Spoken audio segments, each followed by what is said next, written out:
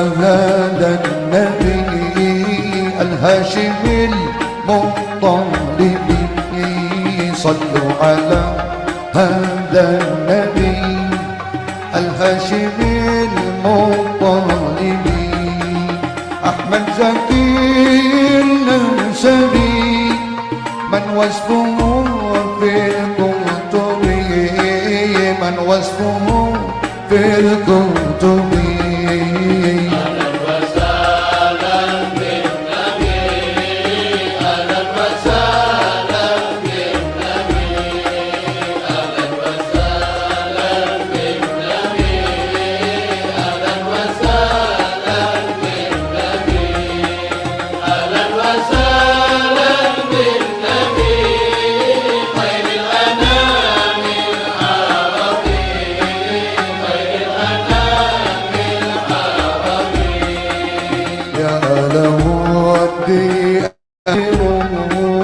من ذكره وأجر يا له ودي أكثر من ذكره وأجر بكل خير بشر كل محب للنبي كل محب للنبي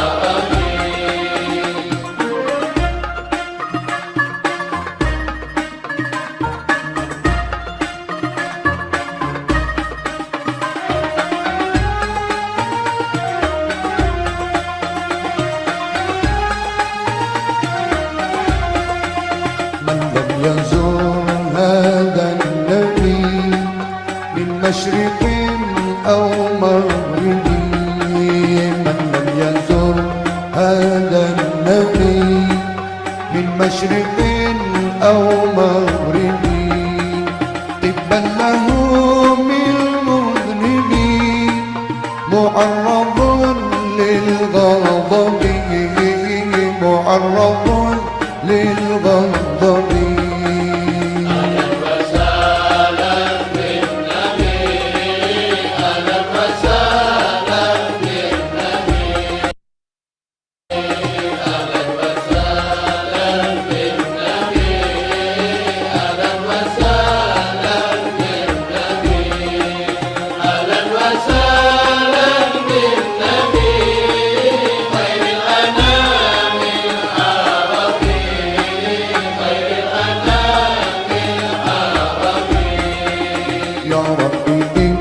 إكراما لمن جعلته مكرما يا ربي إكراما لمن جعلته مكرما صل عليه دائما وآله وصحبه وآله وصحبه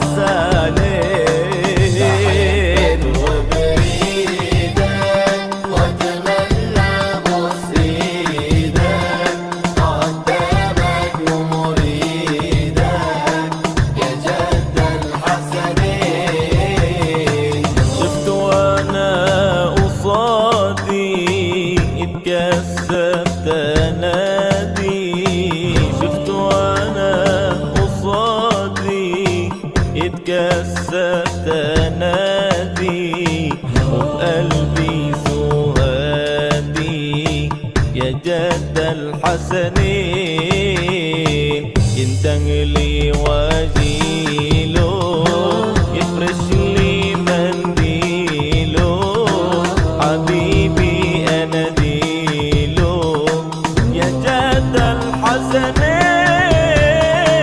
بحبك وبريدك وأتمنى بصيدك قدامك ومريدك يا جد الحسنين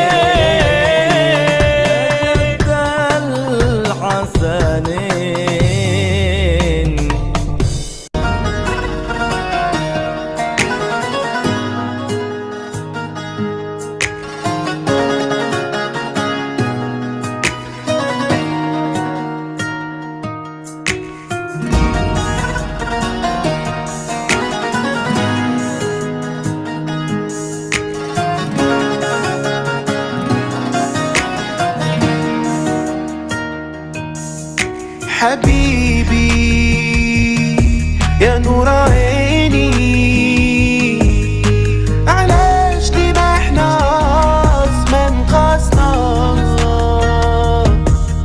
حبيبي يا نور عيني، مازال الحمام يبكي فراقنا. ولادنا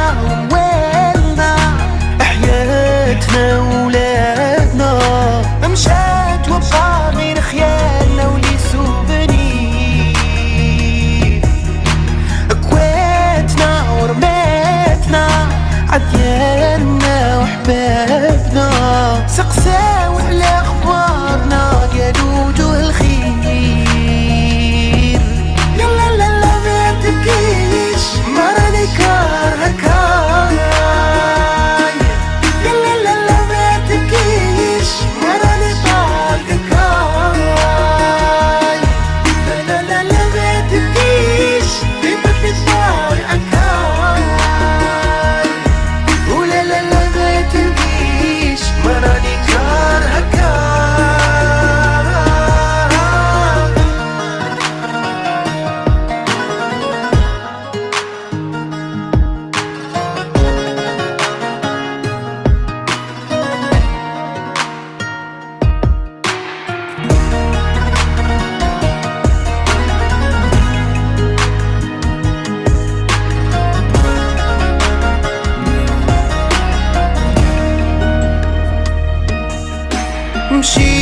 مشيتي لو كان وليتي تلقيني قبال الباب.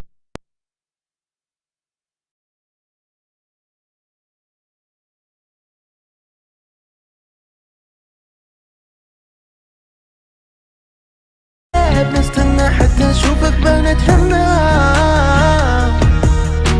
قاسيتي هديتي قلبي وبيتي، بقاول ولا فلا بنا في وسط جناننا. اسعافنا واحزاننا نساونا فرحنا، ما بدينا نتفاهموا لو جا ملاك صغير.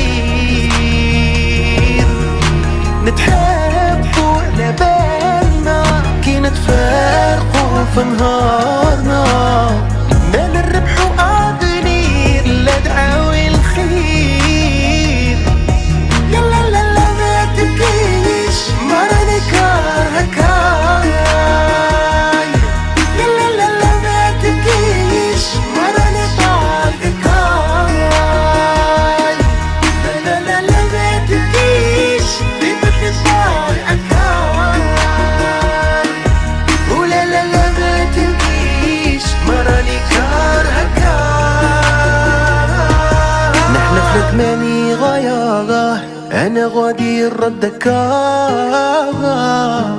توحشت ولادي حدايا وزين امي وامه. سامحيني يا الحبيبة لا راني مسامحك، نشوفك ديما حدايا انتي ولادي يا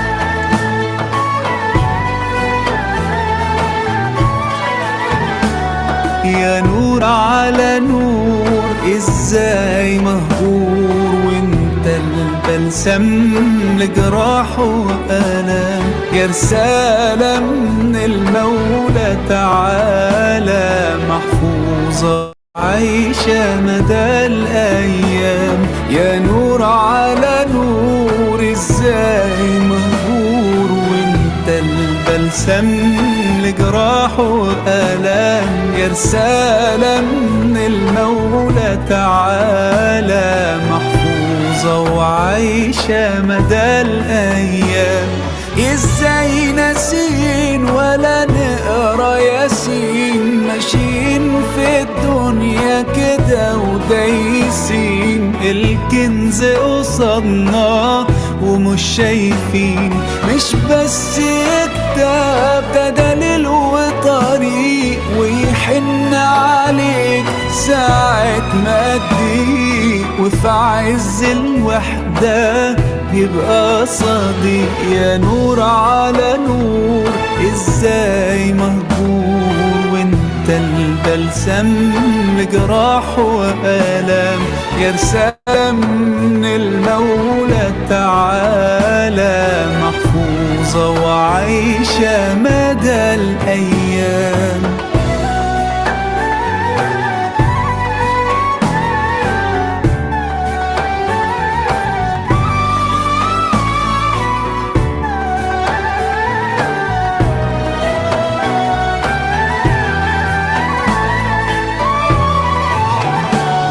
أنا آية الكرسي بتحميني وتقربني وترقيني. أقرأ المزمل ألاقيني، دنيتي في القرآن ده وديني.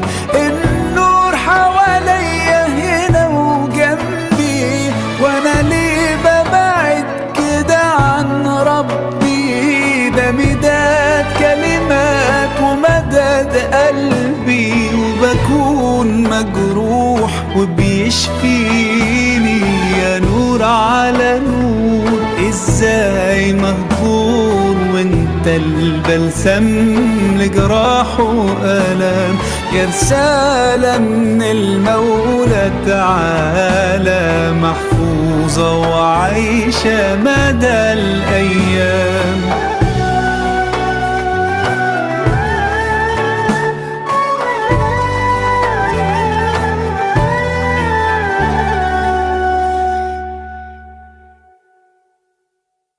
خلي عنك الهم يا قلبي الحزين، وتودع والدا في كل حين. يشرح الصدر من الحق المبين، واعبد الله وكن بمستعين.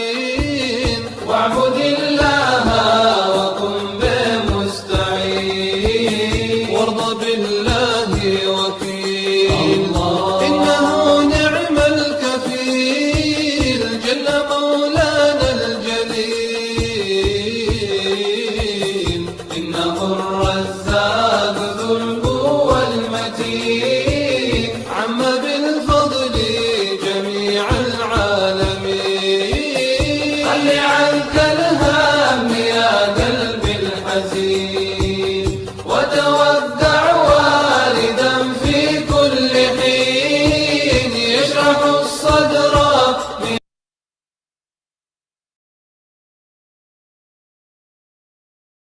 من الحق المبين، واعبد الله وكن بمستعين. واعبد الله وكن بمستعين، وحد الفرد المهيمن تستريح. إنه الترياق للقلب الجريح، وتحقق بالفنا الصرف الصريح عن جميع الكون حتى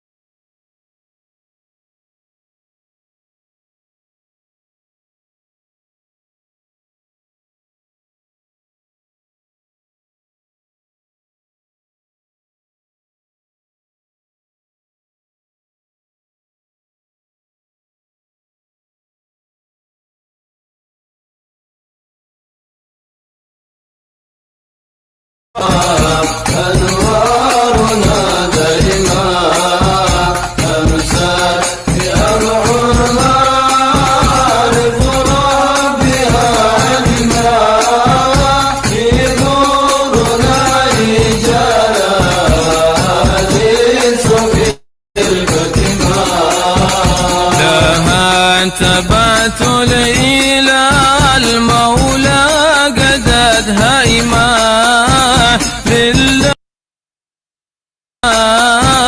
لله بالله يا لك عارفة علما نور قلبي وهي ذخري لنا رحمة نعم شفيقها ولاهي عننا نائما قلبي إذا ذكر فاطمة بنت نبي المصطفى أنوارنا دائما أمسات بأبحرنا لتربها علما في نورنا رجالا ليسوا بالفتما لها سيوف بواتر قاطع صريمة فيها تمينا وننظر أنفسا حريمة حول الحمى إن غارت القوي قدما في صفنا فاطمة معنا أبو فاطمة قلبي إذا ذكر فاطمة بنت النبي المصطفى أنوارنا دائما أمسات بأبحرنا لتربها علما في نورنا رجالا ليسوا بالفتما يا رب فرج علينا واكفنا الغشما هبنا عوافيك وامل تاما دائما وعند رشه الجنة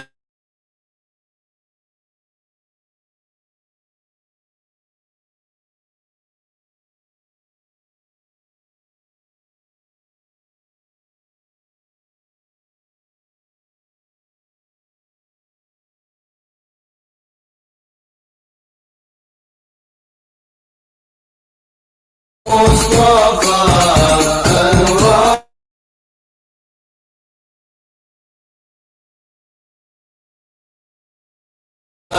بأبعرنا لتربها علما في نورنا رجالا ليسوا بالفتما وهل الكساب مع ضراري أمنا فاطمة عليهم ربنا صلاتك دائما وآل وصحبي أهل النية الجظمة ومن تبيهم دخل في الفرقة الغنيمة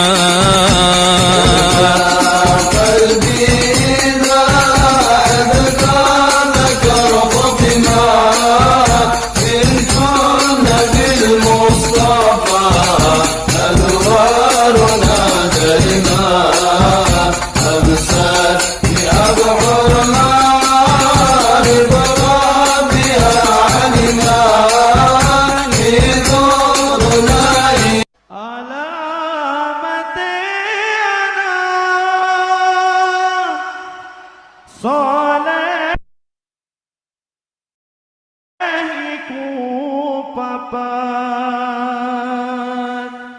tandane mukmin anut ing syariat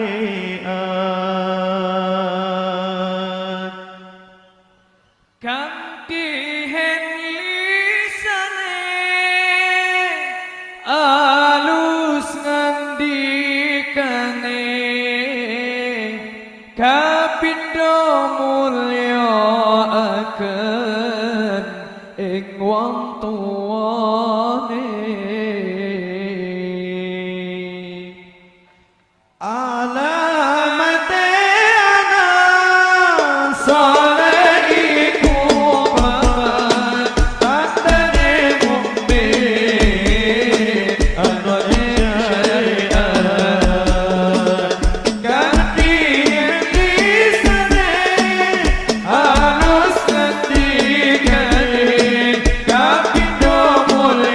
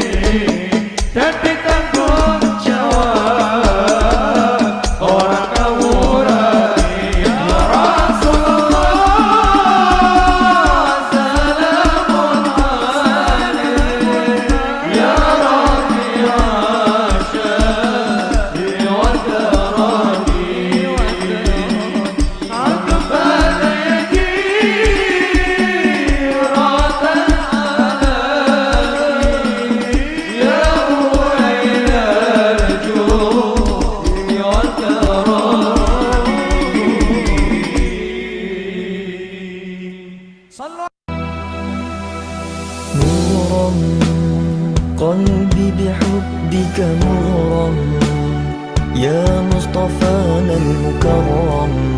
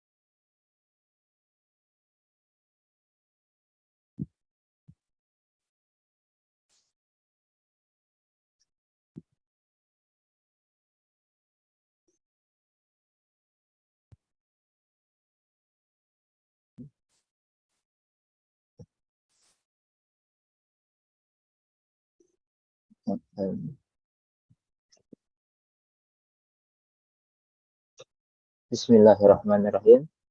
Mas Mu, ada suaranya teman-teman? Bismillah, Bismillah. Oke. Bisa dimulai nih. Karena sudah menunjukkan pukul 15.45 ya. Oke. Ya. Bismillahirrahmanirrahim. Assalamualaikum warahmatullahi wabarakatuh. Alhamdulillahirabbil alamin wassalatu wassalamu ala sayyidil mursalin habibina Muhammad sallallahu alaihi wasallam. Allahumma shalli ala sayyidina Muhammad fatih lil maghrib wal khatim lil sabab nasyirul haqq bil haqq wal hadi ila siratal mustaqim wa ala alihi wa haqqa qadri wa miqdari lazim. Selamat sore teman-teman semua, para akhwat rahimakumullah, sadatul muhtaramun, kepada beliau mursyid sekaligus pembimbing daripada Majelis Ashabul Maimanah Al-Habib Ali Al-Hindwan. Kemudian sadatul muhtaramun, para asatizah yang membimbing daripada Majelis Ashabul Maimanah, wa ya ayyuhal hadiratul muhtaram, dan al-muhtaramun Habibana al-mahbub Al-Habib Muhammad bin Jindan wal Habib Muhammad bin Munzir al-Musawwa. Insyaallah pada sore hari ini kita akan kehadiran beliau semua di dalam majelis yang mulia, majelis yang penuh cinta, majelis yang penuh kasih sayang, dengan tema yang spesial, yakni Salam Maulid Rasul, dengan tema Rasulullah hadiah terindah untuk manusia. Jadi para akhwat bisa mendengarkan dengan seksama, mengikuti dengan hikmah, dan dipasang niat baiknya. Semoga mendapatkan berkah daripada Rasulullah SAW, terutama di bulan Maulid Nabi Muhammad SAW. Oke, karena sudah menunjukkan pukul 15.47,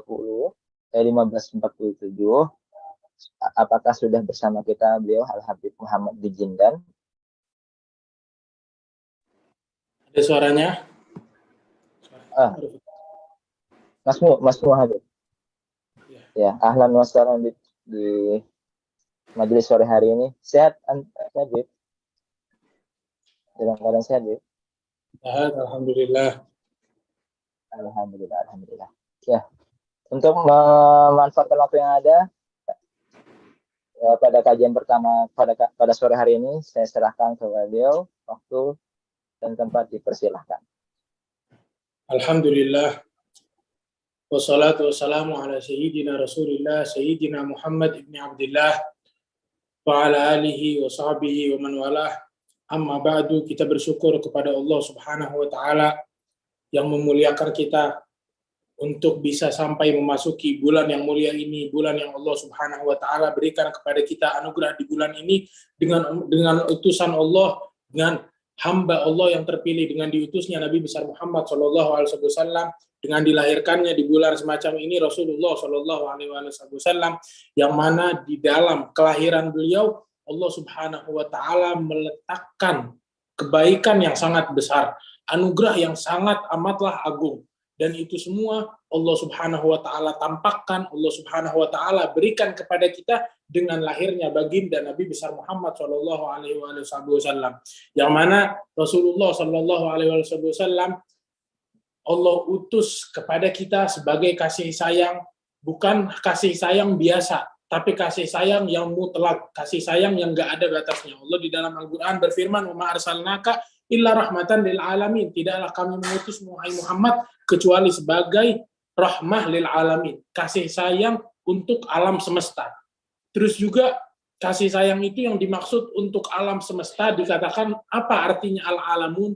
Al-alamun atau al-alamin dalam keadaan nasab dan rafa itu artinya kullu ma siwallah, semua selain Allah. Itu nabi-nabi yang lain, setiap Allah utus seorang nabi, seorang rasul, mereka diutus kepada kelompoknya sendiri. Nabi Musa ala sabilil misal itu beliau Allah utus kepada Bani Israel. Terus Nabi Hud, Allah turunkan, Allah utus Nabi Hud kepada kaum Ad, Nabi Fulan kepada kaum, setiap nabi ada kaum sendiri. Tapi Rasulullah enggak, beliau berbeda dari nabi-nabi yang lain. Ketika Allah mengutus Nabi besar Muhammad, Allah Subhanahu wa taala mengutus beliau kepada seluruh umat manusia, baik manusia maupun jin, maupun malaikat. Bahkan malaikat pun Nabi besar Muhammad diutus kepada malaikat. Perbedaannya satu, di antara utusan Allah mengutus Nabi besar Muhammad kepada manusia dan juga jin dan bangsa malaikat itu berbeda. Bedanya apa? Kalau kepada kita manusia dan juga jin itu irsal taklif. Jadi ketika Nabi Muhammad datang memberikan kepada kita kewajiban-kewajiban, memberikan kepada kita taklif. Barang siapa yang sudah mukallaf, maka dia diwajibkan sholat, diwajibkan zakat, diwajibkan melakukan kewajiban ini dan itu. Tapi malaikat enggak. Rasulullah diutus kepada malaikat irsal tasyrif, utusan yang mengagungkan nama malaikat. Dengan berkat Rasulullah, malaikat menjadi agung, malaikat menjadi mulia. Karena Rasulullah SAW, dengan berkat beliau, semua yang ada di alam semesta menjadi agung, menjadi mulia. Sebagaimana yang dikatakan itu bisa dibaca khataman nabiyyin atau khatimin nabiyyin. Ada dua bacaan.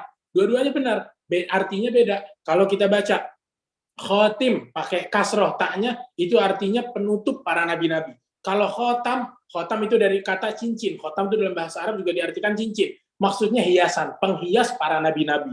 Jadi nama nabi-nabi menjadi agung, menjadi mulia, menjadi harum dengan berkat Nabi besar Muhammad Shallallahu Alaihi Wasallam, yang mana beliau bersabda di dalam hadisnya, Innama ana ar-rahmatul muhdah, sesungguhnya aku adalah rahmah yang mana Allah Subhanahu Wa Taala hadiahkan aku kepada kalian. Rasulullah adalah sosok yang Allah jadikan hadiah untuk kita, bukan sembarangan hadiah, tapi hadiah yang agung, hadiah yang mulia, sehingga hakikat dari hadiah yang besar ini nggak kita tahu di dunia kecuali sedikit. Itu ketika Sayyidina Uwais Al-Qarni menjumpai Sayyidina Umar dan juga Sayyidina Ali. Ini Sayyidina Uwais Al-Qarni adalah satu tabi'in yang hidup di zaman, salah satu tabi'in yang paling agung, yang hidup di zaman Rasulullah. Tapi dia nggak bisa menjumpai Rasulullah secara langsung. Sebab apa? Karena dia birrul walidain, menjaga ibunya. Dia bilang, ya wahai ibu, saya pengen ke Rasulullah, pengen mendapatkan, memandang wajah Rasulullah begini dan begitu. Maka ketika Sayyidina Uwais Al-Qarni pengen pergi, ibunya bilang, wahai Uwais, kalau kamu tinggalkan saya, nanti saya di rumah sama siapa? Akhirnya Sayyidina Uwais kesian sama ibunya. Dia nggak tega meninggalkan ibunya. Akhirnya Sayyidina Uwais bilang, dia sudah beriman, sudah masuk Islam, tapi dia tidak menuju Rasulullah. Dia rela mengorbankan perjumpaan dengan Rasulullah demi ibunya, demi menjaga ibunya. Akhirnya dia birrul walidain, berbakti pada orang tuanya. Itu Rasulullah SAW mengatakan kepada Sayyidina Umar, mengatakan kepada Sayyidina Ali, sesungguhnya di kota ini, disebut nama kotanya, disebut namanya Uwais Al-Qarni. Rasulullah kenal, seakan-akan Rasulullah lebih kenal dia daripada orang-orang di sekitar kampungnya. Ada satu orang sifatnya begini dan begitu, kalau kalian menjumpai orang tersebut, Uwais Al-Qarni, maka sampaikanlah salamku kepadanya. Dan engkau, wahai Umar, wahai Ali, mintalah kepada Uwais Al-Qarni doa, agar Allah mendoakan kalian berdua. Ini Sayyidina Umar sama Sayyidina Ali, sahabat yang paling agung, yang paling mulia. Sebagaimana yang disebutkan, sahabat yang paling mulia pertama Sayyidina Abu Bakar As-Siddiq, lalu Sayyidina Umar bin Al-Khattab, lalu Sayyidina Utsman, lalu Sayyidina Ali bin Abi Thalib. Nah, ini sahabat yang teragung yang kedua sama yang keempat, Sayyidina Umar sama Sayyidina Ali. Kata Rasulullah, kalau kalian berjumpa Uwais, minta doa buat kalian. Walaupun kalian hebat, kalian tinggi, kalian mulia di sisi Allah, tapi tetap minta doa sama Uwais Al-Qarni. Itu karena Uwais Al-Qarni juga beliau kelihatannya kayak orang biasa, mungkin kelihatannya kayak orang kita kalau melihat Sayyidina Uwais Al-Qarni mungkin kita lihat orang biasa. Ibaratnya nggak ditoleh, asy'ath al-ghabar. Itu kalau di dalam hadis Rasulullah bersabda, rubba asy'ath al-ghabar madfu' bil abwab law aqsama 'ala Allah la abarra. Bisa jadi seseorang tampangnya kayak kusut, nggak rapi, nggak bagus, tapi kalau dia doa kepada Allah, Allah bakal berikan apa yang dia inginkan. Nah, ini Sayyidina Uwais Al-Qarni, beliau didatangi oleh Sayyidina Umar sama Sayyidina Ali, lalu diucapkan, Rasulullah kirim salam untukmu. Lalu dikatakan kepadanya, wahai Uwais, kita disuruh oleh Rasulullah biar kita minta doa kepadamu, maka doakan kita. Lalu didoain oleh Sayyidina Uwais. Lalu Sayyidina Uwais Al-Qarni mengatakan, ya Umar, wa ya Ali, ma araftu ma min Rasulillahi illa dhil. Sungguh, wahai Umar, wahai Ali, tidak ada yang kalian ketahui daripada sosoknya Rasulullah SAW, melainkan bayangan. Artinya ini sekarang yang semua, ini Sayyidina Umar sama Sayyidina Ali, sahabat yang agung. Yang mereka tahu dari Rasulullah cuma bayangan, bukan hakikatnya. Apalagi kita. Yang kita tahu nih sekarang, yang kita baca maulid, kita dengar sama ilim Nabi, sejarah Nabi, kebaikan Nabi, keagungan Nabi, itu semua yang kita tahu bukan lagi bayangan lagi. Itu yang diketahui Sayyidina Umar sama Sayyidina Ali, bayangan. Yang kita tahu mungkin pantulan dari bayangan yang mereka lihat itu, yang mereka ketahui. Itu Al-Imam Busiri mengatakan di dalam Humaziyahnya. Imam Busiri punya 2 qasidah. Yang pertama 2 qasidah yang ma'ruf, Burdah sama Al-Humaziyah. Itu kenapa beliau karang Al-Humaziyah? Jadi ceritanya beliau ketika mengarang Burdah, itu dia kasih lihat ke ibunya, wahai ibu, kata Imam Muhammad Al-Busiri, nih saya telah membuat pujian kepada Rasulullah SAW. Maka ibunya bilang, coba bacain, saya mau dengar. Dibacain. Pas dibaca, dari awal dibaca, Maulaya salli wa sallim da'iman abada ala habibika khairil khalqi kullihimi amin tadhakkuri jiranin bidi salami mazajta dam'an jara min muglatin bidami am habbatir rih min tilqa'i kadhimatin wa awmadal bargu fi dhalma'i min idami. Dibacain terus. Terus ibunya dengar, nih. Semuanya pakai kasroh. Yang mana kasroh alamat lil jar. Alamat jar ini kasroh. Iya kan, kalau kita belajar nahwu itu ada namanya alamat jar atau alamat khafad. Kasroh ini alamat lil khafad atau lil jar, yang mana dalam bahasa Arab khafad atau jar artinya bawah, rendah gitu. Nah ini kok terakhirnya semuanya pakai kasroh, yang mana kasroh adalah alamat jar. Ibunya bilang, wahai Busiri, wahai Muhammad Busiri, kok kamu bikin buat Nabi tapi pakai kasroh semua? Kenapa semuanya khafad? Kenapa jar? Kenapa nggak rofa? Rofa ini pakai dhamma, alamat rofa. Kenapa kamu nggak pakai akhir dari qasidah itu semuanya dhamma? Yang mana dhamma menunjukkan terhadap keagungan dan ketinggian derajat Rasulullah SAW.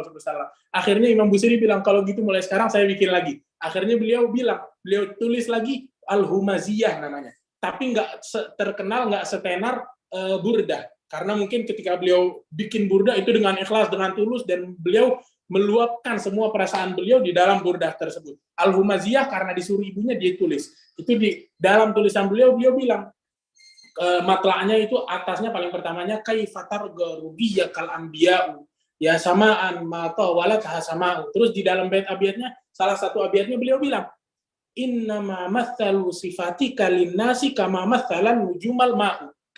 Sesungguhnya sifatmu yang dibawakan oleh para ulama kepada orang-orang, mereka mempermisalkan sifat Rasulullah, jalannya begini, wajahnya begini. Kata Imam Busiri, itu yang mereka permisalkan itu seakan-akan orang melihat bayangan bintang yang ada di air. Kita tuh kalau di malam hari ada danau gitu, danau yang tenang kita lihat. Itu ketika kita lihat di danau akan terpancar bintang. Itu kalau kita mungkin kelihatan kalau di gunung atau di hutan yang nggak ada lampu. Kalau sekarang kan udah banyak lampu gedung-gedung ya udah nggak kelihatan lagi. Tapi kalau di tempat mungkin di padang pasir atau di mana, itu kalau kita lihat di air atau di lautan kelihatan pancaran daripada bintang-bintang. Itu pun yang kita lihat nggak bersih, nggak bening. Yang kita lihat cuma dengan gerakan air nggak jelas. Nah itu sifat-sifat yang dibawakan kepada kita, sifat-sifat Rasulullah Shallallahu Alaihi Wasallam yang dibawakan kepada kita oleh para ulama itu seperti itu. Seakan-akan yang kita lihat bukan nabinya langsung, bukan hakikatnya Rasulullah, tapi yang kita lihat bukan bintangnya langsung, tapi bintang yang dipancarkan oleh oleh lautan, yang dipancarkan oleh air. Nah begitu kita ketika melihat Rasulullah Shallallahu Alaihi Wasallam, sehingga ketika Allah Subhanahu Wa Taala utus Nabi besar Muhammad dan Allah jadikan Nabi besar Muhammad adalah hadiah yang terbesar untuk kita, itu hadiahnya Allah nggak bisa kita dapatkan semua hadiah Allah di muka bumi, enggak. Karena hadiah Allah sangat agung, sangatlah hebat. Sehingga kalau kita pengen dapat hadiahnya Allah Subhanahu Wa Taala, kita harus sampai di akhirat. Akhirat tempat yang besar yang bisa menerima atau membawa hadiah Allah kepada kita. Gini aja, kalau saya mau hadiahin kepada seseorang handphone, ya kita bisa ngasih langsung handphone. Tapi kalau yang saya hadiahin mobil, wah berarti saya harus kasih mobil. Terus kalau saya punya dunia seisinya, pengen kayak saya hadiahin, lebih susah lagi. Nah ini yang dihadiahkan lebih besar dari dunia. Sesuatu benda, suatu hal yang lebih besar dari dunia. Sehingga kita nggak bisa, kita telan semuanya di dunia, enggak. Tapi di akhirat nanti Allah Subhanahu Wa Taala akan berikan hadiah ini kepada kita dengan gambaran yang lebih agung, yang lebih indah, yang lebih mulia. Begitu. Di sini yang kita lihat ya cuman bayangannya, ya cuman depannya doang. Makanya dikatakan di dalam hadis oleh Rasulullah Shallallahu Alaihi Wasallam, ad-dunya sijnul mu'min wa jannatul kafir. Dunia adalah penjara bagi orang mukmin dan juga surga bagi orang-orang kafir. Kenapa? Karena hadiah yang Allah ingin berikan kepada orang mukmin tidak bisa Allah berikan di dunia, karena dunia kecil dan hadiah yang Allah ingin berikan itu sangatlah besar. Sampai dikatakan bahwasanya surga yang paling kecil untuk derajat orang mukmin yang paling rendah derajatnya itu 10 kali lipat lebih dari dunia. Itu surga yang paling bawah. 10 kali lipat lebih dari dunia. Apalagi surga yang di atasnya. Belum surga yang di atasnya, apalagi surga yang derajatnya VIP. Ada lagi VVIP. Itu ada lagi surga Firdaus, surga yang teragung, yang amat mulia di sisi Allah Subhanahu wa Ta'ala.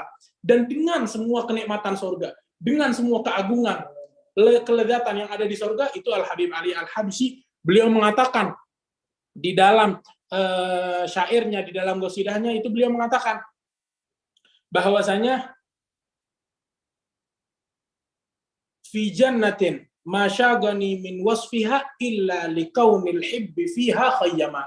Saya pengen dikumpulkan oleh Allah di dalam surga, yang mana sifat yang membuatku merindukan surga bukan minuman-minuman surga, bukan makanan-makanan surga, bukan bidadari-bidadari surga, bukan sungai-sungai yang ada di dalam surga, enggak. Yang bikin aku rindu surga, yang bikin aku pengen masuk surga bukan itu semua. Tapi apa? Liqaunil hib. Karena kekasihku. Di dalam surga dia berada. Liqaunil hib fiha khayyama. Karena Rasulullah tinggal di dalam surga, maka aku pengen masuk surga. Maka aku akan merasakan manisnya surga di saat aku duduk berdekatan dengan Rasulullah Shallallahu Alaihi Wasallam. Artinya kenikmatan surga kalau dibandingkan dengan kenikmatan enaknya duduk sama Rasulullah, mandang wajah Rasulullah, berduaan dengan Rasulullah, ngobrol dengan Rasulullah, itu nggak ada apa-apanya. Duduk bersama Rasulullah itu lebih nikmat dari surga seisinya. Bukan dunia seisinya lagi, tapi lebih enak dari surga dan apa yang ada di dalam surga. Wa afuzu fil uqba bi ru'yati wajhihi wa ridahu anni fi ajalli makani, kata Habib Ali Habsyi. Saya pengen di surga beruntung, menjadi orang yang beruntung dengan bisa memandang wajah Rasulullah Shallallahu Alaihi Wasallam, mendapatkan keridhaan Rasulullah di surga yang sangat besar, yang sangat tinggi. Itu salah satu sahabat yang mana beliau namanya Sayyidina Thauban. Itu Thauban suatu hari dia sakit, dan Rasulullah adatnya beliau kalau ada orang yang sakit lebih dari 3 hari itu beliau tanya, kemana fulan, dicari. Kalau dikatakan wahai Rasulullah dia sakit, maka Rasulullah datang menjenguk orang tersebut. Nah ini Sayyidina Thauban 3 hari nggak kelihatan. Maka Rasulullah mengatakan, ada apa dengannya? Ayo kita lihat, mungkin dia lagi sakit. Ketika datang, dilihat Sayyidina Thauban mukanya pucat, mukanya sampai menguning, badannya jadi kurus, matanya hitam. Habis itu dikatakan, ada apa denganmu? Itu keluarganya bilang, ya Rasulullah, ini Thauban 3 hari 3 malam nggak makan, 3 hari 3 malam nggak minum, 3 hari 3 malam nggak ngomong, 3 hari 3 malam nggak tidur. Jadi dia diem, nggak bisa bergerak, nggak bisa ngapa-ngapain. Cuman bernafas diem, ketakutan gitu, kayak orang yang kesedihan. Lalu Rasulullah mengatakan, ada apa denganmu, wahai Thauban? Thauban bilang, wahai Rasulullah, saya di dunia duduk bersamamu, merasakan kelezatan memandang wajahmu, ngobrol denganmu, melihat senyumanmu, itu saya kepikiran. Kalau saya masuk ke surga nanti, pasti derajat saya di surga yang bukan bersamamu. Derajat saya di dalam surga pasti di bawahmu. Nah, yang saya takut, kalau di akhirat nanti, saya masuk neraka. Kalau saya masuk neraka, ya saya nggak mungkin melihat wajahmu. Kalau saya masuk surga, pasti derajat saya bakal jauh di bawah derajatmu. Surgamu pasti surga yang tinggi, surga saya surga yang paling bawah. Lalu beliau bilang, nah yang saya takut, wahai Rasulullah, saya nggak bisa melihat, tidak bisa melihat denganmu. Sekarang ngerasain nikmat denganmu, nanti di sana nggak bisa dekat denganmu. Imam masuk neraka atau di surga yang di bawahmu. Maka Allah Subhanahu wa Ta'ala melihat kejujuran di dalam hati seorang hamba ini, Allah turunkan ayat ini. Yang mana ayat ini al-ibrah bi umumil lafadz la bi khususi sabab. Dari ayat ini yang bisa diambil bukan bukan umum, bukan bukan khusus untuk Sayyidina Thauban saja, tapi bisa kita ambil untuk diri kita juga. Itu Allah Subhanahu wa Ta'ala berfirman, "Wa may yuti'illaha war rasula fa ulaika ma'al ladzina an'amallahu 'alaihim minan nabiyyin was-siddiqin wasyuhada was-salihin wa hasuna ulaika rafiqa." Barang siapa yang taat kepada Allah, taat kepada Rasulnya, maka orang-orang yang semacam itu taat kepada Allah dan Rasulnya, dia akan dibangkitkan kelak bersama para nabi-nabi, para rasul-rasul, para syuhada, orang-orang yang mati syahid, para salihin. Dia pantas untuk berdekatan, berdampingan dengan mereka. Itu khususnya di dalam ayat ini. Artinya ayat ini nih yang ibaratnya kayak apa sih? Sesuatu yang paling agung, sesuatu yang paling mulia dari ayat ini ketika Allah katakan ma'a, kalimat ma'a faulaika ma'al ladzina an'amallahu 'alaihim. Kalimat ma'iyah. Kalimat ma'iyah itu yang paling agung. Artinya ma'iyah apa? Kebersamaan. Ketika Allah katakan orang yang taat kepada Allah dan Rasulnya maka akan dibangkitkan bersama. Nah, kalimat bersama ini ultimate-nya. Itu yang paling agung, kalimat bersama ini. Yang membuat orang-orang makin makin tenggelam di dalam bahar, di dalam lautan ma'rifah, di dalam lautan makna Al-Quran, kalimat bersama Rasulullah Shallallahu Alaihi Wasallam dan orang-orang yang Allah berikan kepada mereka kenikmatan daripada para nabi-nabi, para rasul-rasul. Ketika Allah katakan ma'alladzina an'amallahu alaihim minan nabiyyin, daripada para nabi-nabi, itu kita harus paham. Pemimpin para nabi-nabi, Nabi besar Muhammad. Ma'an nabiyyin wasiddiqin, orang-orang yang sampai ke derajat as-siddiqiyah. Pemimpin mereka, imam mereka yang paling depan adalah Nabi besar Muhammad.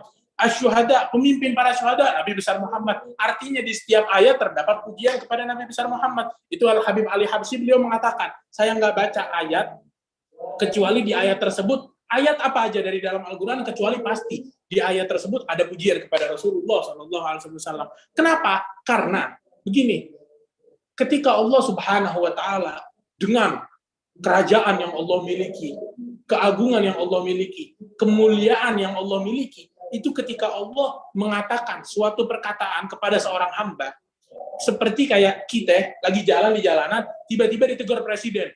Presiden, oh apa kabar, sehat? Nah ini orang yang di samping kita bakal melihat, wah ini orang hebat. Kenapa ditegur sama presiden? Sehingga ini dari Allah Subhanahu wa Ta'ala, walillahil matsalul a'la. Bagi Allah permisalan yang lebih agung, yang lebih mulia. Ini ketika Allah Subhanahu wa Ta'ala berbicara kepada seorang hamba, hamba tersebut mau nggak mau derajatnya bakal makin mulia, makin agung di mata para makhluk. Kok bisa? Semua yang ada di dalam Al-Quran, ketika Allah Subhanahu wa Ta'ala katakan, yang pertama mendengar, yang pertama sampai ke dalam hatinya adalah hati Nabi besar Muhammad. Lalu barulah Nabi besar Muhammad mengeluarkan Al-Quran melalui lisan beliau, sehingga rahasia-rahasia Al-Quran itu masuk, diresapi oleh hati Nabi besar Muhammad SAW, diresapi di dalam jiwa beliau, lalu beliau sampaikan kepada kita. Begitu. Itu adalah Nabi besar Muhammad SAW yang Allah agungkan di dalam Al-Quran, dan Allah Subhanahu wa Ta'ala jadikan di dalam Al-Quran beliau adalah hadiah buat kita, hadiah yang nggak bisa kita terima di sorga, di dunia sepenuhnya, tapi di akhirat nanti insya Allah kalau kita taat kepada Allah dan Rasulnya, kita menjauhi segala larangan Allah, kita mengikuti semua ajaran Rasulullah SAW, kita akan dibangkitkan kelak bersama Nabi besar Muhammad SAW. Dan sungguh di dunia ini nggak ada hal yang disukai oleh Allah, nggak ada sifat yang disukai oleh Allah kecuali sifatnya Nabi besar Muhammad dan sifat orang-orang yang mengikuti sifat Nabi besar Muhammad. Allah di dunia memandang kepada Nabi besar Muhammad, kepada Rasulullah lah bermuara pandangan Allah, penjagaan Allah, kebaikan Allah, anugerah Allah, rahmat Allah, kasih sayang Allah, itu semua bermuara kepada Nabi besar Muhammad. Sehingga kalau kita pengen mendapatkan percikan pandangan Allah, kebaikan Allah yang tadi disebutkan, caranya gampang. Kita ikutin teladan kita Nabi besar Muhammad. Kita ambil akhlak Nabi besar Muhammad. Kita ikutin pelajaran beliau. Sehingga ketika Allah lihat Nabi besar Muhammad, oh ini ada satu orang yang ngikutin, saya punya kekasih, yang ngikutin Nabi besar Muhammad. Kita juga dapat pandangan. Allah pengen ngasih rahmah kepada Nabi besar Muhammad. Allah lihat, oh ini ada orang yang ngikutin Nabi besar Muhammad. Sehingga Allah kasih untuk kita semua apa yang Allah berikan kepada Nabi besar Muhammad, itu dengan melalui beliau kita dapatkan anugerah yang agung, kemuliaan yang sangat besar. Kenapa sih kita kalau maulid, kita dengar maulid ini, yang kita dengar kecintaan kepada Nabi besar Muhammad, dan juga yang kita dengar di dalam maulid-maulid, acara-acara kita, gimana cara kita ngikutin Rasulullah. Kenapa? Karena kalau kita ngikutin Rasulullah, kita akan sampai kepada beliau. Kita nggak mungkin pengen dari sini jalan menuju ke barat, tapi kita jalannya ke timur, nggak mungkin. Itu dikatakan orang kalau pengen naik kapal harus di atas laut. Nggak mungkin kapal berjalan di atas daratan. Inna safinata la tajri 'alal yabasi. Kapal nggak jalan di atas daratan. Begitu juga kita nggak mungkin menuju ke barat, pengen ke barat tapi menuju ke timur. Pengen jalan menuju surga, pengen sampai surga tapi jalannya kita jalan ahli neraka.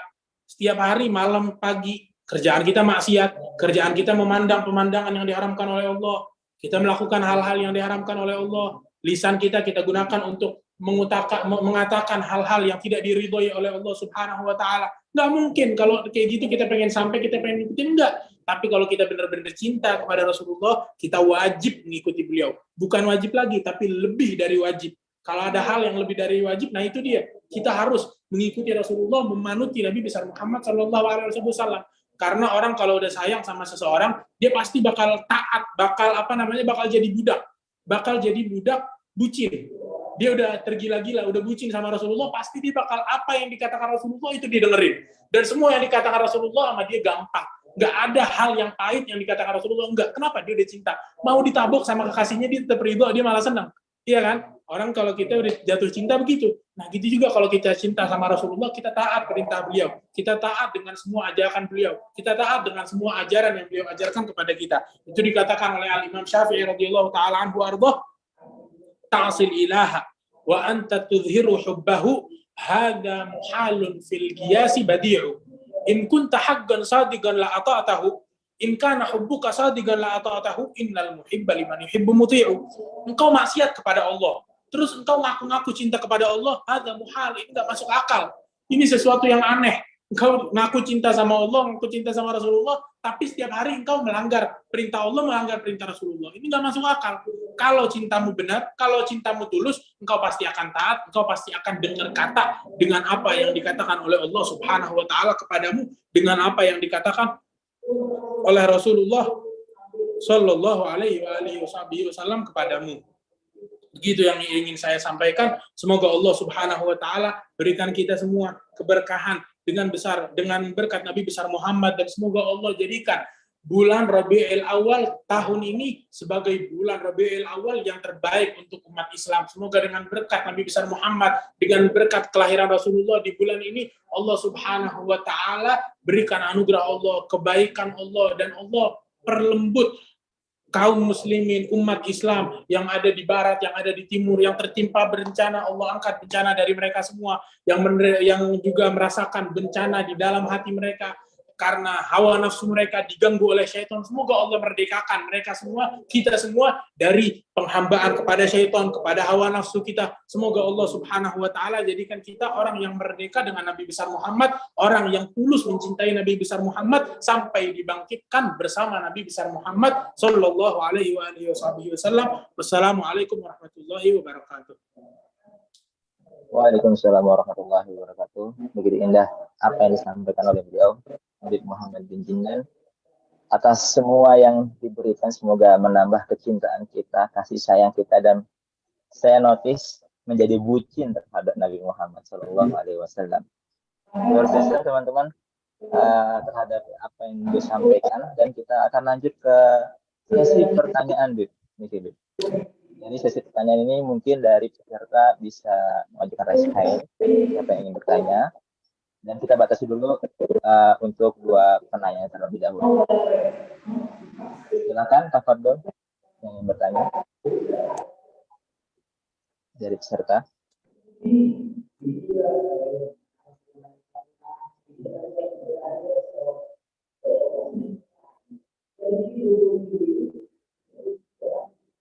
Ada yang mau nanya? Ada begini, Bib. Ini kok ada yang raise hand tadi, Kak Nabila Nazwan dengan Kak Rosanti. Monggo Kak Rosanti. Kak Fardol.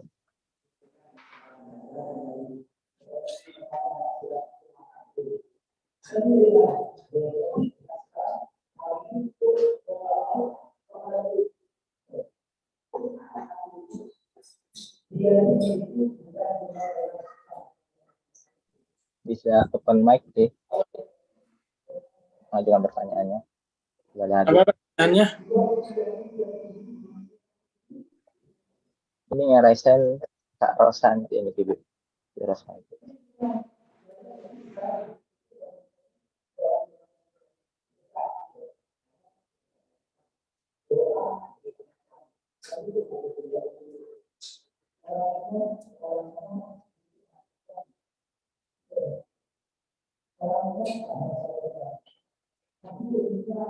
Oh, saya chat dulu.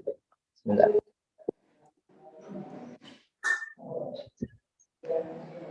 Baik, ini ada pertanyaan yang pertama, Bib, dari Rofiatul Awidah. Assalamualaikum, saya izin bertanya bagaimana caranya mengenalkan rasa cinta untuk Rasulullah SAW pada orang tua dan teman-teman dekat agar lebih semangat jika menyembah sesuatu yang berhubungan dengan Nabi Muhammad SAW. Terima kasih. Bagaimana cara apa? Bagaimana cara mengajak sanak saudara mengenalkan rasa cinta kepada baginda Nabi? Oh, cara ngasih Jadi yang tahu berhubungan dengan Nabi, cara biar cinta mengajak. kepada Rasulullah. Nah, ngasih tahu. Hah? Iya, pada orang-orang dekat kita.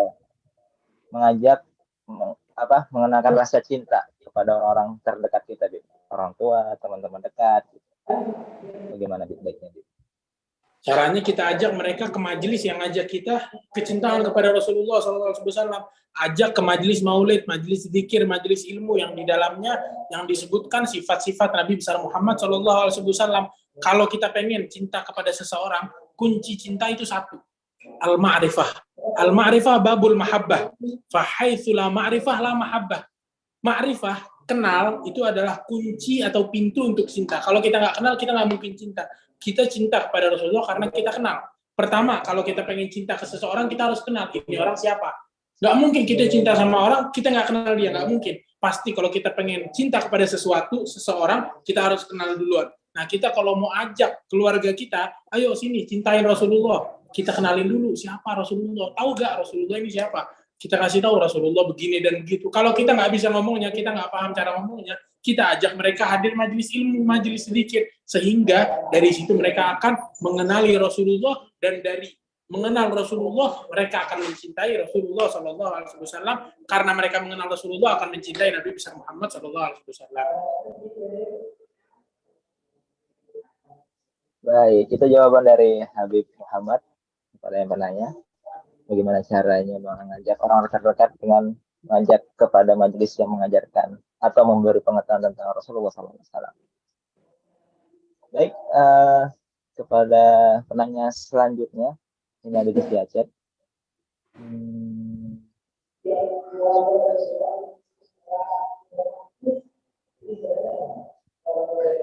Ini dari Ajeng, Bib. Bagaimana caranya agar bisa jauh dari maksiat, Habib? Cara biar bisa ngejauhin maksiat. Caranya menjauhi maksiat itu. Jauh dari maksiat. Ya, cara kita menjauhin maksiat itu adalah apa? Ketika kita ada waktu kosong, kita jadikan di waktu ini kerjaan. Jangan kita biarkan, oh kita ada waktu kosong, udah gitu aja. Gimana ntar? Ya udah lihat ntar deh kita ngapain waktu kosong. Jangan. Kita isi waktu kosong kita dengan kebaikan. Contoh. Oh saya ada waktu kosong dari jam 3 sampai jam 4. Oh nanti saya pengen baca buku, baca kitab. Saya pengen mempelajari cerita Nabi besar Muhammad. Oh jam 3 sampai jam 4 saya pengen jalan hadir majelis taklim. Jangan biarkan waktu kosong. Karena waktu itu kalau nggak kita gunakan di dalam kebaikan, syaitan akan bilang ke kita, ini ada waktu kosong, ayo pakai buat maksiat. Syaitan tuh masuk kita dari situ. Ketika ada waktu kosong yang kita biarkan, itu syaitan masuk. Syaitan masuk, dia ngambil celah.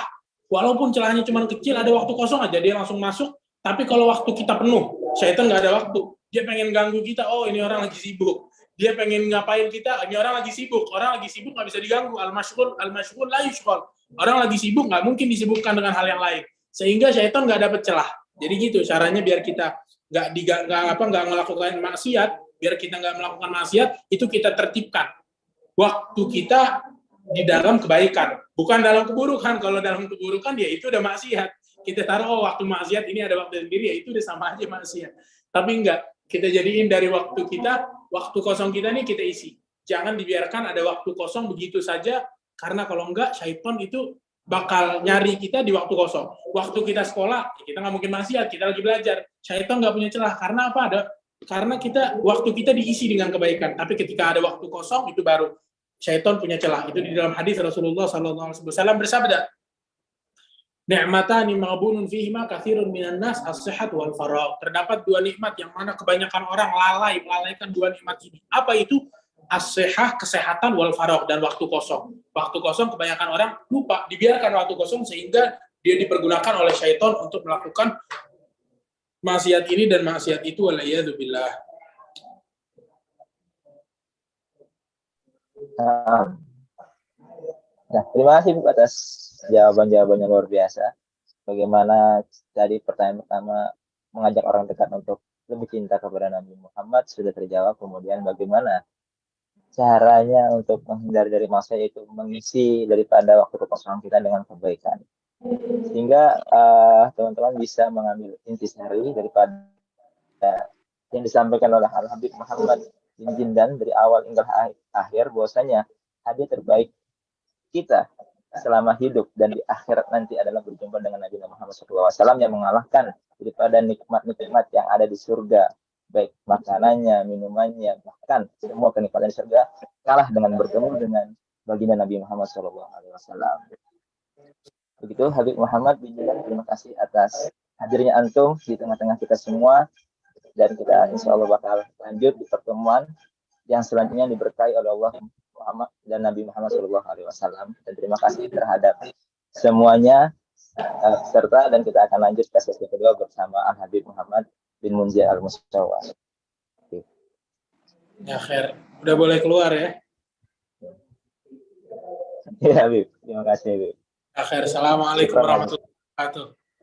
Waalaikumsalam warahmatullahi wabarakatuh.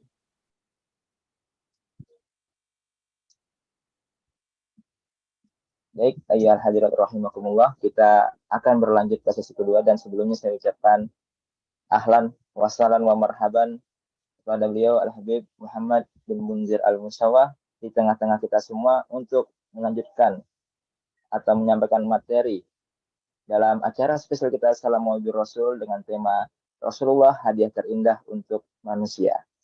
Dan di acara ini, di sesi kedua ini, diharapkan kepada para peserta kembali untuk menata niatnya dengan baik, ke tempat-tempat yang baik, yang insya Allah bisa mendengarkan dengan nyaman, syahdu, dan mendapatkan ilmunya dengan berkah.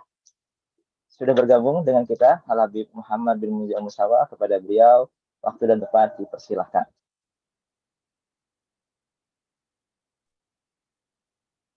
Assalamualaikum warahmatullahi wabarakatuh.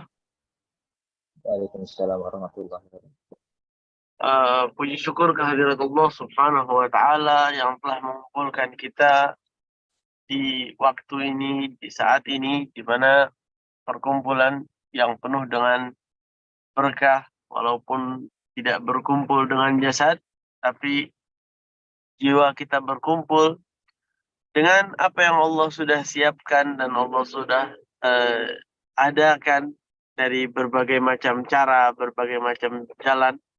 Dan ini dari nikmat Allah Subhanahu wa Ta'ala kepada kita dari umat Nabi Muhammad SAW, bahwa kita diperluas dan diberikan untuk kita wasilah-wasilah seperti ini.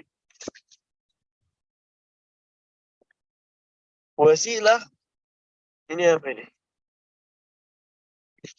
Wasilah ataupun jalan menuju keindahan, jalan untuk sampai kepada kita berbagai macam ilmu agama dan lain sebagainya.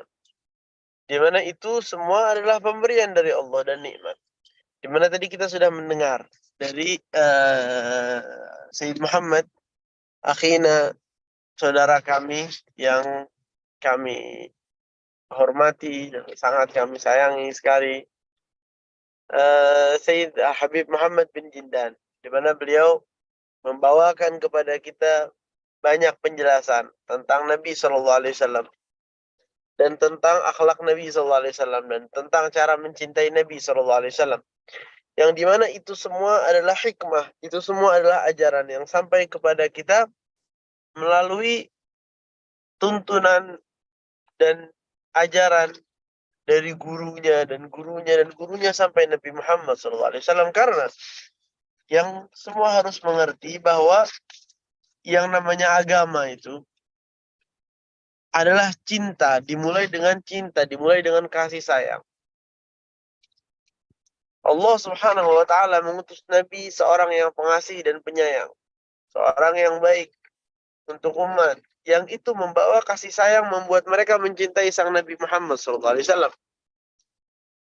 Di mana yang semua juga mengerti bahwa Allah Subhanahu wa taala berfirman, "Fabima rahmatin min Allah linta lahum, walau kunta faddan ghalidhal qalbi lam faddu min hawlik." Allah Subhanahu wa taala berfirman, jikalau bukan rahmat dan kasih sayang dari Allah, kau tidak akan bisa dan tidak mungkin engkau menyayangi mereka seperti itu. Yang dimaksud, sang Nabi SAW menyayangi umatnya itu dengan rahmat dan kasih sayang dari Allah Subhanahu wa taala. Linta lahum, linta itu dari kata layin. Layin itu lembut. Kau menjadi lembut, lemah lembut kepada mereka dengan rahmat dan kasih sayang Allah.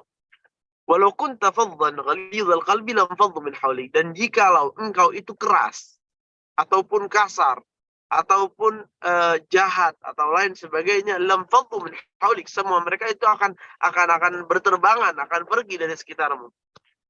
Di mana itu mengajarkan kepada kita khususnya bahwa syariat Islam ini dibawa dengan kelembutan, dibawa dengan kasih sayang. Yang kasih sayang itu menarik dan mengumpulkan orang-orang di sekitar sang Nabi SAW.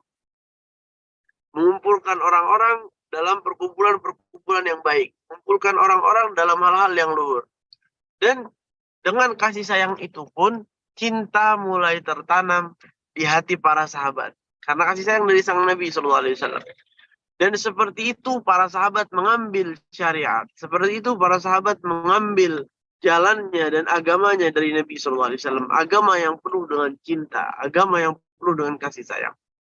Yang itu diambil dari para sahabat. Di mana yang kita ketahui cintanya para sahabat kepada Nabi Muhammad luar biasa agungnya. Di mana Sayyidina Abu Bakar Siddiq.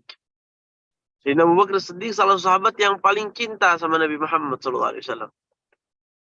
Dan bahkan di hadits Nabi juga Nabi mengatakan, Sayyidina Abu Bakar mazada alaikum, ataupun misalkan Sayyidina Abu Bakar ini tidak melebihi kalian dengan sholat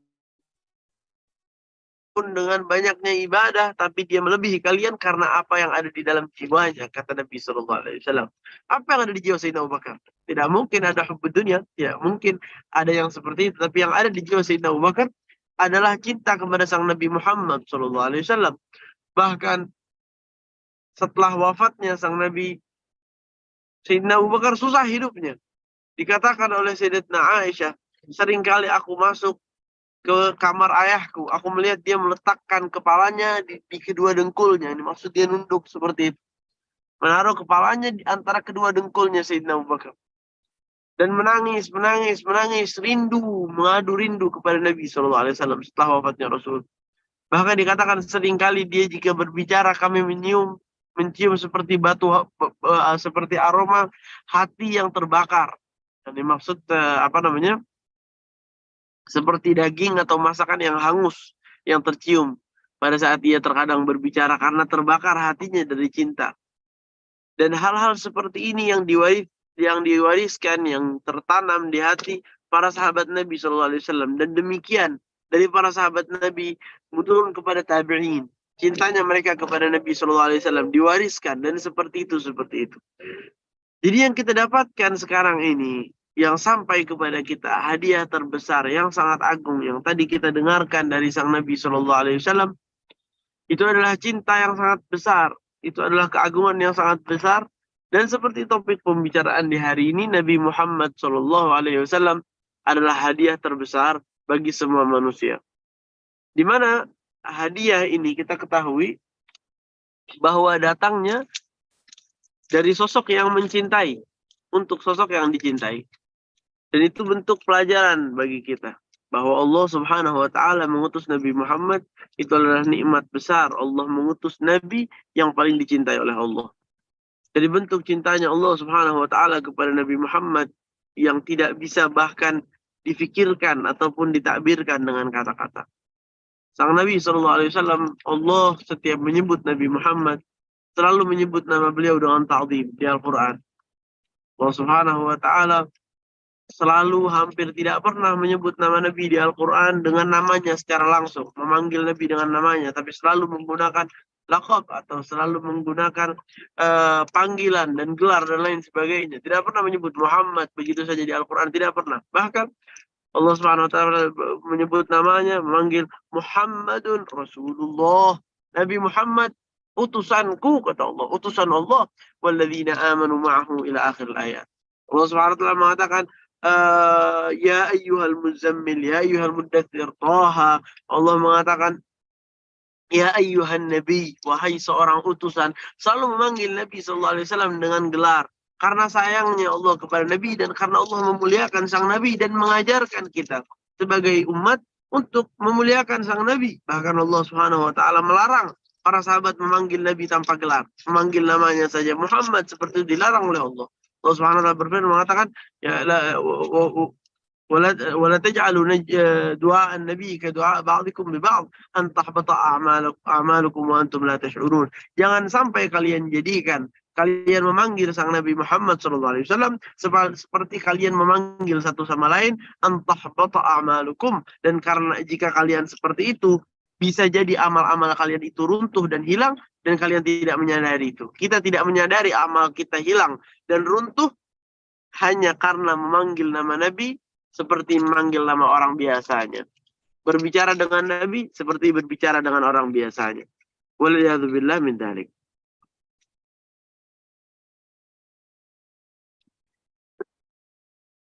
Dan seperti itu. Kemuliaan sang Nabi di sisi Allah begitu besar. Dan yang kita harus mengerti adalah pada saat kita diberikan nikmat yang besar, pemberian yang besar, kita mengetahui nikmat yang besar ini yang diberikan oleh sosok yang maha agung, nikmat yang agung diberikan oleh yang maha agung, nikmat yang mulia yang diberikan oleh yang maha mulia Allah Subhanahu wa taala, harus kita pelajari, harus kita mengerti karena kurangnya ilmu kita, karena sedikitnya pemahaman kita tentang nikmat-nikmat itu. Di mana kita harus selalu memerhatikan dan melihat dan mencari tahu tentang sang Nabi Muhammad SAW.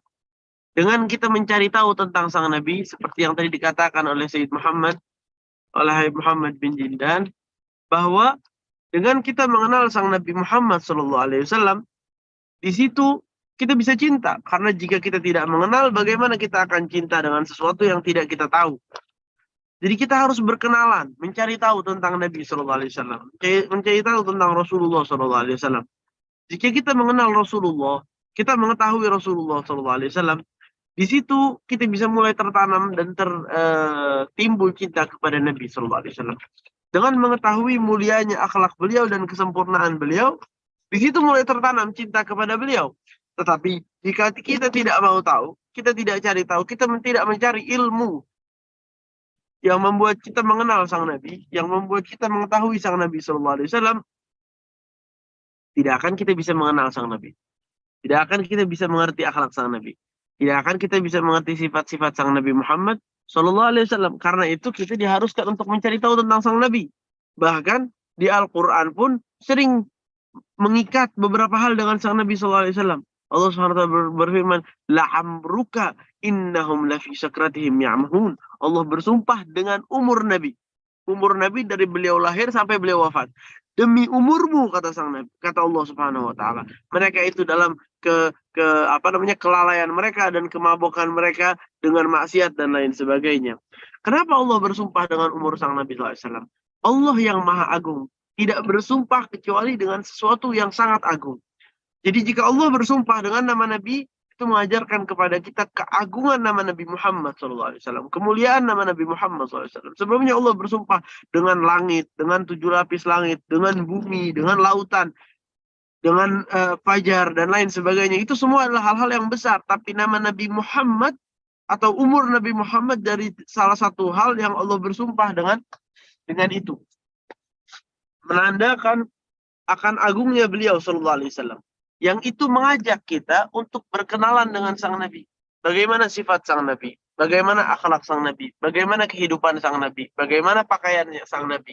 Bagaimana budi pekerti sang Nabi? Bagaimana kemarahannya Rasulullah? Kapan Rasulullah marah? Apa Rasulullah marah?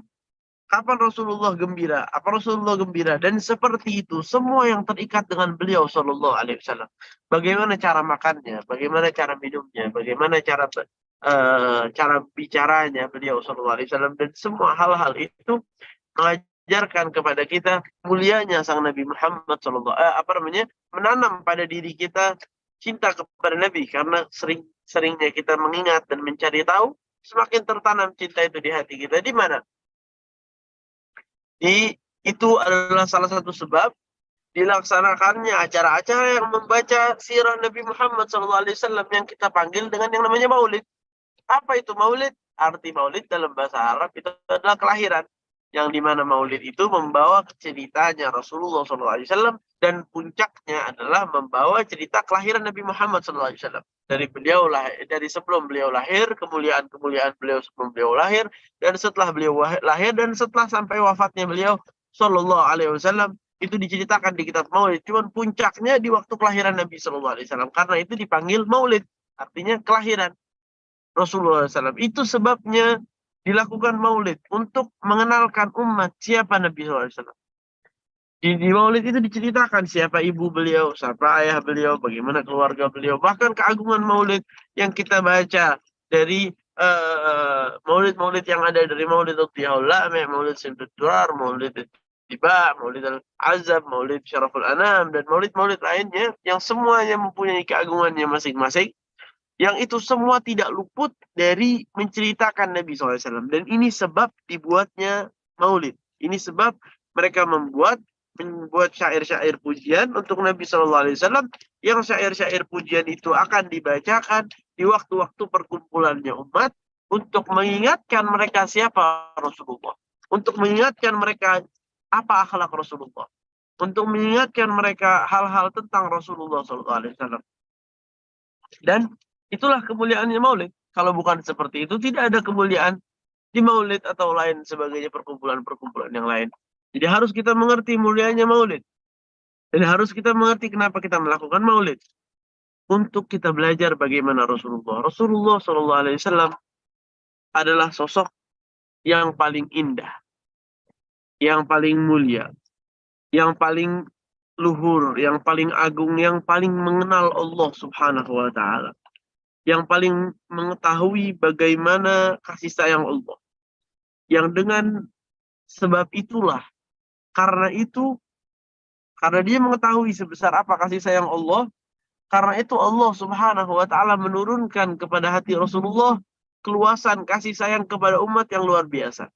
Karena yang paling mencintai dan menyayangi umat dan manusia adalah Allah Subhanahu wa Ta'ala. Bahkan salah satu nabi pernah mengadu kepada Allah dan bertanya, "Wahai Allah, kenapa engkau begitu menyayangi manusia yang banyak maksiat, yang banyak dosa, yang tidak baik?" Dijawab oleh Allah Subhanahu wa Ta'ala, "Sesungguhnya aku yang menciptakan mereka, dan aku menyayangi mereka. Dan jika engkau yang menciptakan mereka, kau akan menyayangi mereka." Yang dimaksud bagaimana? Orang tua kita tidak menciptakan kita.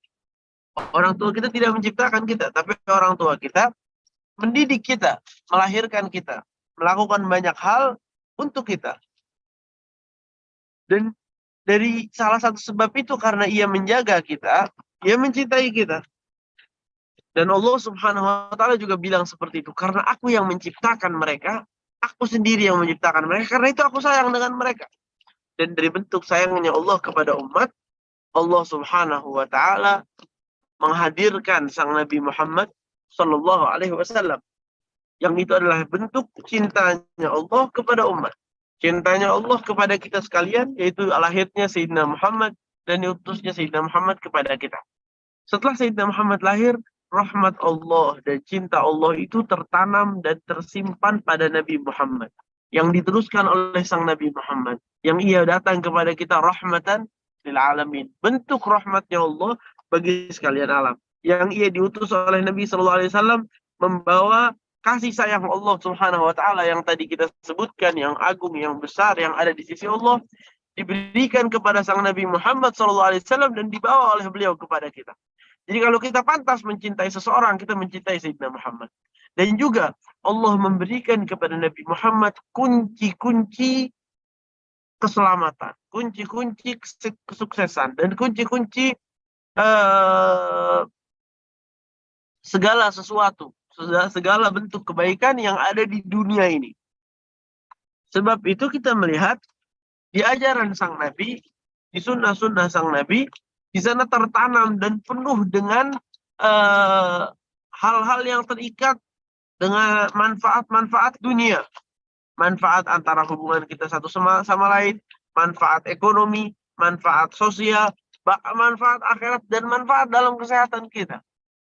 Di mana setiap dari waktu ke waktu kita mendengar dan mendapatkan bahwa ada studi ataupun ada sekelompok yang mempelajari dan dan mendapatkan menemui bahwa dengan seseorang itu minum atau makan dalam keadaan duduk itu jauh lebih sehat, jauh lebih bersih makanan itu daripada dia dalam keadaan berdiri. Karena pada saat dia duduk, makanan itu akan dibersihkan dengan cara yang lebih, dan jika dia berdiri, pembersihan itu hilang dan tidak ada. Mulianya orang yang ataupun kehebatan dan kelebihan orang yang makannya duduk atau minumnya duduk. Ini sudah kita pelajari dari Nabi SAW. Dan juga banyak sunnah-sunnah lainnya. Sunnah misalkan wudu, memperbanyak wudu, mencuci telinga, dan seperti itu. Itu semua ada manfaat-manfaatnya untuk kita. Bahkan di waktu yang sudah lewat, salah satu sebab wabah corona itu, dikatakan bahwa seseorang yang menjalankan wudu dan sunnah-sunnahnya, salah satu sunnah wudu itu mencuci apa? Istinsyak dan istinthar, yaitu mencuci hidung, memasukkan air dan mengeluarkannya, membersihkan hidung yang minimal 5 kali sehari, 5 waktu sholat kita wudu. Jika kita menjalankan itu, kita akan terjaga dari virus ini. Karena virus itu katanya masuk ke hidung dulu, setelah itu baru masuk ke tenggorokan, dari tenggorokan baru turun ke paru-paru, dan lain sebagainya, sampai akhir. Yang dimaksud awal itu ke hidung kita dulu. Kalau kita menjalankan sunnah ini, kita mencuci dengan benar, maka kita akan terhindari dari virus tersebut, dari masalah tersebut. Ini baru satu masalah penyakit. Dan ada ribuan yang lainnya. Contohnya, dikatakan oleh Nabi SAW, suatu hari Nabi dikirim kepada Nabi hadiah dari salah satu raja dari Mesir. Yang hadiah itu sampai kepada Nabi. Hadiah itu ada 3, ada harta, dan ada seorang hamba saya yang akhirnya dan yang ketiga itu ada dokter. Sesampainya itu harta yang diterima oleh Nabi, hamba saya diterima oleh Nabi, dokternya disuruh kembali ke Mesir. Para sahabat bingung, kenapa dokternya tidak diterima? Dikatakan oleh Nabi, kita orang yang tidak sakit. Kenapa? Maksudnya kita tidak banyak terkena penyakit, kita tidak membutuhkan dokter itu karena di sana akan lebih dibutuhkan. Kenapa seperti itu? Karena nahnu qaumun la na'kulu hatta naju' wa idza akalna la nashba'. Karena kita seorang yang tidak makan sampai kita lapar. Kalau kita belum lapar, kita tidak akan makan. Dan kalau kita makan, kita sampai merasa cukup saja, bukan sampai kita kenyang. Ini satu hadis tentang kesehatan. Ada hadis lain yang berkatakan Nabi SAW, hasbu ibnu adamin lugaimat yugimna juhdahu. Cukup untuk seorang anak Adam itu beberapa suapan yang membuat dia bisa berdiri dan bisa beraktivitas saja. Wa in kana la budda, kalau misalkan mau lebih lagi, kata Nabi SAW, maksimal fathuluthun li ta'amihi wa thuluthun li syarabihi wa thuluthun li nafsihi. Yang maksimal paling banyak makan itu 1/3 untuk makan, 1/3 untuk minum, dan 1/3 untuk nafas. Dan dikatakan oleh semua dokter bahwa sebab dari semua penyakit itu perut. Kebanyakan penyakit semua sebabnya dari perut ataupun pencernaan secara umum. Pencernaan atau perut secara khusus. Di mana pencernaan ini sering membawa penyakit, dan salah satu sebab yang terbesar adalah makan yang berlebihan atau minum yang berlebihan.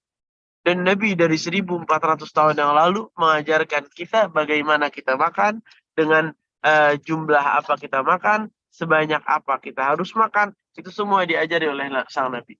Kenapa itu semua bisa jadi seperti itu? Karena Allah memberikan kepada Nabi Muhammad kunci-kunci yang tadi kami sebut. Dan karena Allah melihat di hati Nabi Muhammad rahmat yang begitu luas, yang jika diikuti oleh siapapun dari umat Nabi, itu akan membawakan kepada dia keselamatan di dunia dan di akhirat. Akan membawakan kepada dia segala bentuk kebaikan di dunia dan di akhirat jika ia mengikuti tauladan dan ajaran sang Nabi Muhammad SAW. Tapi sebaliknya juga seperti itu. Jika seseorang yang melalaikan hal ini, melalaikan ajaran-ajaran sang Nabi, melalaikan tuntunan-tuntunan sang Nabi Muhammad, ya sudah, berarti sebaliknya dia akan celaka dan seperti itu. Jika kita memerhatikan hal-hal seperti ini, dan mungkin sesuatu yang tidak bisa kami sebutkan di sini secara menyeluruh, atau akan kami sebutkan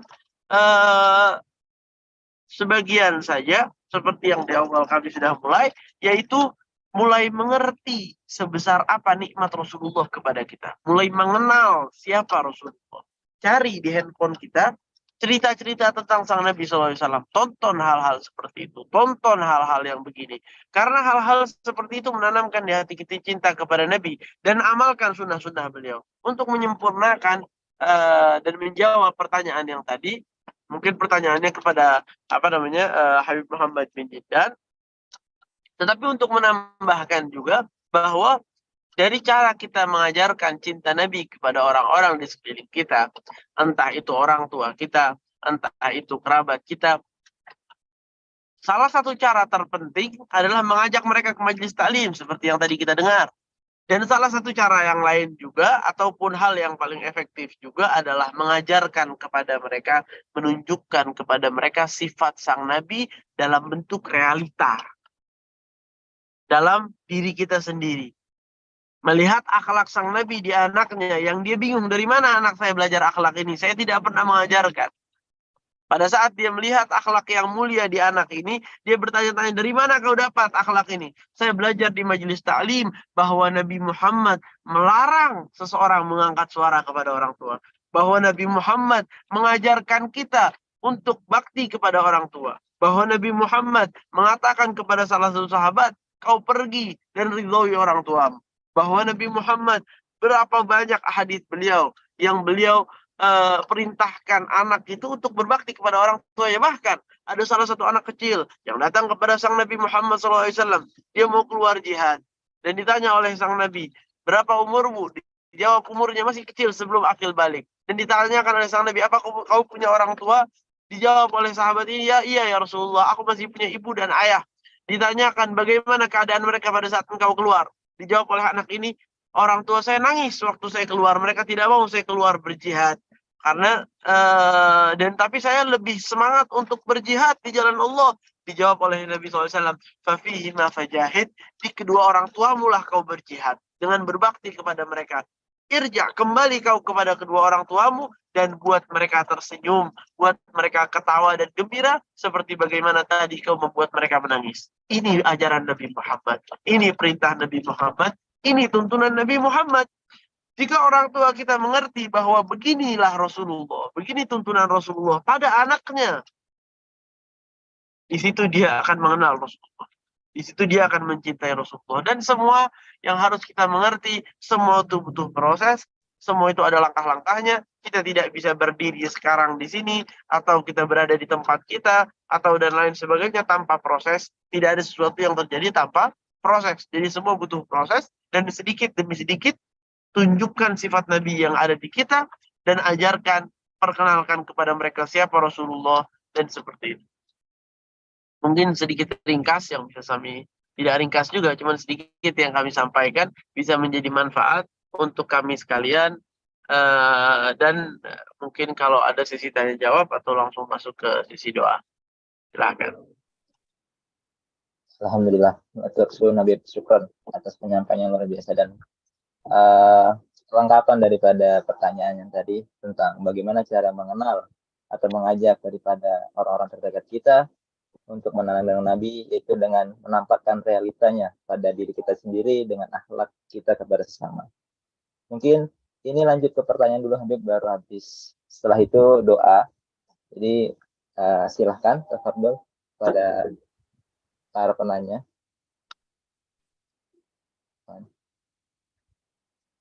Oke, Habib, ini sudah ada yang masuk. Saya bacakan. Izin, Habib. Assalamualaikum, Habib. Mohon izin bertanya, apakah boleh kita lebih memiliki cinta kepada Allah dan Nabi Muhammad, dan mohon dihilangkan rasa cinta dari selain Allah dan Nabi Muhammad. Syukran. Gimana tolong? Jazakallah khair. Saya ulangi ya, Bib. Gimana diulang? Iya, saya ulangi, Bib. Apakah boleh kita lebih memilih cinta kepada Allah dan Nabi Muhammad dan mohon dihilangkan rasa cinta dari selain Allah dan Nabi Muhammad? Syukran. Jazilan, jazakallah khair. Baik, baik. Mhm. Cinta kepada Allah dan cinta kepada Nabi Muhammad itu adalah kedua hal yang wajib kita dahului daripada semua apapun selainnya.